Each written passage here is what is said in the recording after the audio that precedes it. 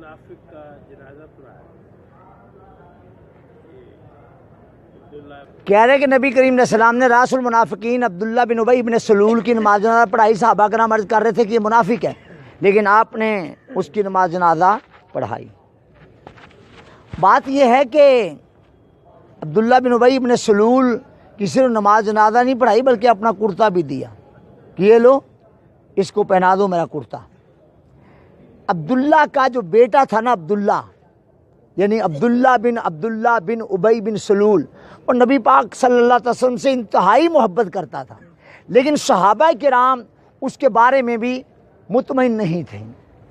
اور وہ رسول اللہ کی بارگاہ میں آیا کہ سرکار وہ طبقہ مجھے کہتا ہے کہ یہ تیری نہیں مانیں گے، اور آپ کا طبقہ مجھ پر ویسے اعتماد نہیں کرتا، میں اندر آ کے گزارش کرتا ہوں آپ میرے باپ کی نماز جنازہ پڑھا دے. فرمایا یہ لے کرتا بھی پہنا دے. نماز جنازہ بھی پڑھا دی.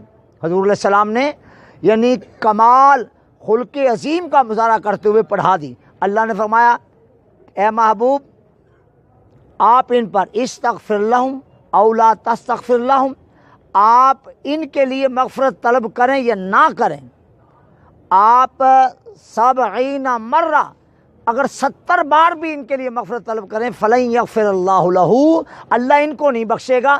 آپ نے تو اپنی کمال رحیمی اور رحمت للعالمین کا مظاہرہ کرتے ہوئے نماز جنازہ پڑھا دی، اور اس کا اثر یہ ہوا کہ عبداللہ بن ابی بن سلول پکا مسلمان اور مومن بن گیا. لیکن محبوب بات یہ ہے اگر میرا مخالف ہوتا نا، تو جنازہ پڑھا دیتا تو میں بخش دیتا، لیکن یہ تیرا مخالف ہے، اس لیے میں تیرے کسی دشمن کو نہیں بخشتا چاہے تو بھی کہہ دے. یعنی رب نے اصول بیان کر دیا کہ محمد مصطفیٰ کا گستاخ جو ہے وہ نہیں بخشا جاتا کسی صورت بھی، حتیٰ کہ امام الانبیاء نے خود کہہ دیا یا اللہ میں دعا کرتا ہوں. رب نے فرمایا آپ اس کے لیے دعا کریں یا نہ کریں، 70 بار بھی اس کی مغفرت طلب کریں فلن یغفر اللہ لہ، اللہ ان کو نہیں بخشے گا. اس لیے کہ میرا دشمن ہوتا تو میں تیرے کہنے پہ محبوب بخش دیتا. یہ تیرا دشمن ہے اور تیرا دشمن اسے میں بخش دوں، it is the impossible metre.